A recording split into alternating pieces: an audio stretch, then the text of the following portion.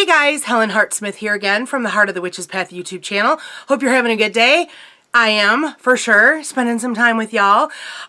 So for those of you Wiccans who celebrate Mabon, it's like literally around the corner. And so I wanted to continue the series that I started this year on correspondences for each of the 8 major Sabbats that most Wiccans celebrate. I'm using that as a pretty broad term. Not every Wiccan, not every pagan may celebrate these 8 Sabbats. And so if you don't, that's cool. This is kind of like a resource video just to kind of help folks out if they have questions on like what kinds of magics or what colors or what stones or what have you go along with this particular Sabbat, okay? So the Sabbat is Mabon, and that is actually the name of a Celtic god named Mabon, and he is the child of Madrone. And there's a really cool story out there. I know that I recorded the story, like I recorded reading the story and telling it to my coven. It was an assignment for something for witchcraft, for Temple of Witchcraft. I don't know if I posted the video on this channel or not. If I did, I will put a link, because I'm drawing a blank. I didn't think about that until just this second. So if there is a link out there, I will, I'll put it in the description box. If there isn't a link, then maybe that's something that I can quickly do a video form out of, because I know it was just an audio format. So maybe I'll put something up. I don't know. Let's see. Let's see what happens, okay? If you're interested in that story, how about that? If I get enough interest, then I'll, if I haven't posted it on the channel, then I'll figure something out and I'll put it up, okay? How's that? Let me know in the comments section, okay? Anyhow, Mabon. So Mabon is near the 21st of September. And so it's on the, it's an equinox. I always have to think about, no. Oh, those books are up there. I had some books over here that I could look at the title. I think it's a, I don't know, help me. I don't remember. I don't want to say something and then have it be wrong. But anyhow, it's near September 21st. So the ritual themes or, yeah, the ritual themes. Jeez, oh pizza, I feel like I'm completely blah right now. Sorry guys, let me get my crap together. So ritual themes that you might want to look at when putting together a Mabon ritual, you might want to look at journeying to the underworld. You might want to look at the balance between light and dark, because it's kind of in the middle between Midsummer and Yule, right? I think so. Yeah, so that balance between dark and light. It's also the second harvest. That's how my coven really looks at Mabon. It's the second harvest. It's the harvest of fruit. It's the harvest of the rest of your vegetables. The first harvest was Lammas, when grain gets harvested, your wheat and things like that. So this is the second harvest. This is when like your tomatoes and the garden is kind of coming to a final end for the year. And then we're followed up by the third harvest, which is Samhain, which is the meat harvest. So traditionally, that's when animals were slaughtered in preparation of having meat throughout the winter months. So, see, second harvest. We also look at it as our Thanksgiving as well. And that really plays into some of the magic that you can work this time of year.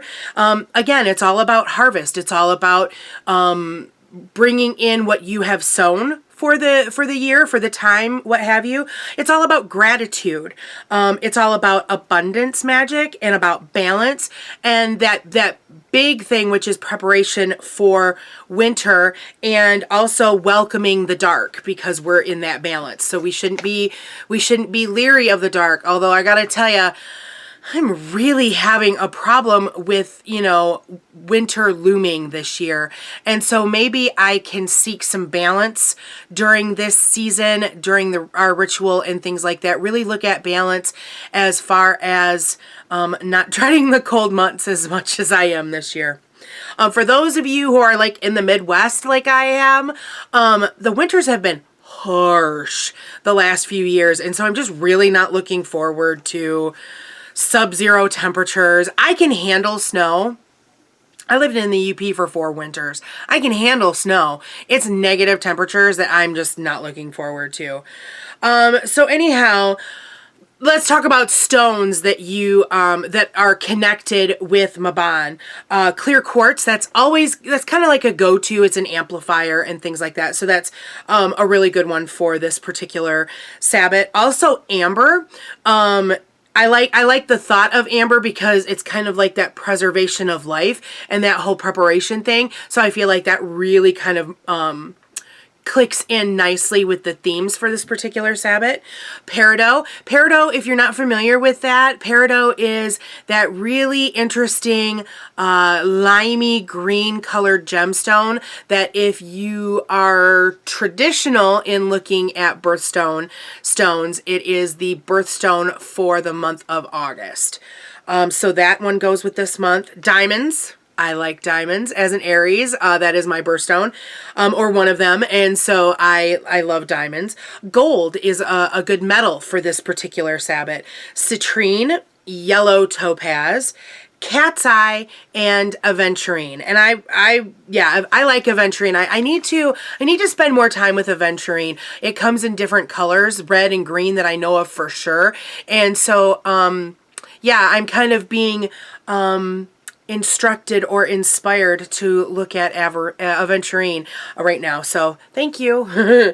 Now colors, because we're in the fall, you're looking at a lot of those thematic colors. So browns, reds, maroons, orange, yellows, gold, indigo, and violet. So those are some colors that you might want to look at for altar cloths or decorations for your altar and things like that. Now, symbols that go along with Mabon, there's quite a few of them. So turkeys, vultures. I think that's interesting too because they have vultures a lot of times get this like negative connotation that they're dirty and everything else, but they're actually pretty stinking clean. And so that's interesting to have them kind of in this time of year.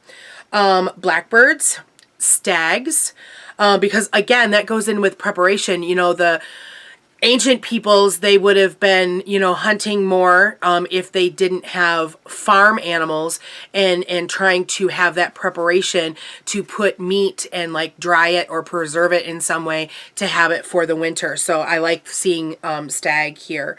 Owls, eagles, salmon, pig, wolf, snake, butterfly, fae. They are, fays and gnomes, they're very much a part of this time of year. I think there's a lot of stories of, you know, going into the fairy mounds and things like that. So I like that. Cornucopia, that's a really traditional, thing for Thanksgiving in November. And so this whole fall time, I like cornucopias to put around in my house. Rattles. Now might be a good time if you wanted to make a rattle to make your own rattle as part of this holiday celebration. And then there's sun wheels. Now, foods. So let's say you're doing a ritual, you're hosting a ritual, and you want to do a potluck or a feast or what have you afterward. Here are some foods that you can suggest to your people that are coming that go along with the theme for this time of year. Breads are always a good idea. So grains, a good barley soup might be really good, especially if the weather is turning crisp, so to speak. Berries, you might be getting some fall berries that are fresh for the year. Nuts, grapes, and seeds. Dried fruits, that's all about that preparation. Corn, beans, squash, apples. Those are all things that are going to be in season as they're coming out of the gardens and things like that. Pomegranates. I think fall. When I think fall, I think pomegranates automatically. It's a really important part of my Coven's Samhain ritual, and so pomegranates this whole time of year is really cool for me. Carrots, onions, potatoes, again, all vegetables that are coming out of the garden this time of year. Ooh, a good potato soup, a good potato leek soup. Oh my gosh, I love that. Wine and ale and ciders. Those are all some really good ideas for food to put together for your feast. Yay, I like a good feast. Yum, yum, yum. Now, goddesses that are connected with this holiday. I think the energy for this holiday is a bit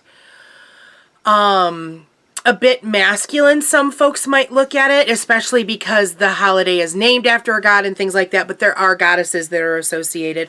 First and foremost is Madrone, as I spoke to earlier. She is the mother of Mabon. Bonadia. Any harvest deities. So your Demeters, I'm drawing a blank on who the Roman equivalent of Demeter is. Help me out in the comments. But yeah, any harvest deities, corn. I know that there's a Native American goddess, blue corn woman or something along those lines. Those would be all good goddesses to call on this time of year. And Persephone too, because of her connection with Demeter, who is her mother. The Morgan, Snake Woman, Epona, Pomona, and the Muses. Those are all goddess energies that you can connect with or maybe call into circle during your ritual. Now, as far as the gods go, I think Mabon has got to be right at the top of the list, right? Let's see, Skyfather, John Barleycorn, which is a really interesting figure that I invite you to go look up if you don't know about him, and the Wicker Man, the Corn Man, Thoth out of the Egyptian pantheon, Hermes, Hotai, I hope I'm pronouncing that right, Thor, Dionysus, some different pronunciations there. That's our reveler, our god of the vine, so to speak. Bacchus, who would be his Roman equivalent. So all wine deities, you know, wine can be a part of your meal and part of your ritual, because now is kind of the time where the grapes are harvested to make the new wines and things like that. Now, incenses that you might want to look at for using during this Sabbath would be pine, sage, sweetgrass, myrrh. Myrrh is like one of my personal favorites. Marigold, passion flower, fern, and frankincense, which is another really favorite of mine. So there we go. There's some correspondence items that you can think about when incorporating and making your Mabon ritual. I hope this is helpful for you. And I know that with my time off, I missed a couple of Sabbaths, so I plan to go back and do those videos eventually. So those will just be some extras that won't be like at the season kind of a thing, but I do plan on hitting all 8 of them and getting them into a playlist for you. So if you enjoyed this video or learned something from it, please give it a thumbs up. If you haven't done so already, hit the subscribe button. We've got a lovely group of folks here that watch the videos, and I love listening or reading your comments and things like that, so keep them coming. What do you have planned for your Mabon festivities if you celebrate it? I'd love to hear about that in the comments section. If you've got any questions, feel free to pose them in the comments or to drop me an email at heartofthewitchespath@yahoo.com. There's also lots of links in the description box for Instagram and Goodreads and things like that, so be sure to check those out. That's going to be it for this video. Thanks for watching, and thanks for taking the time to walk the path for a little while with me. Until next time, blessed be.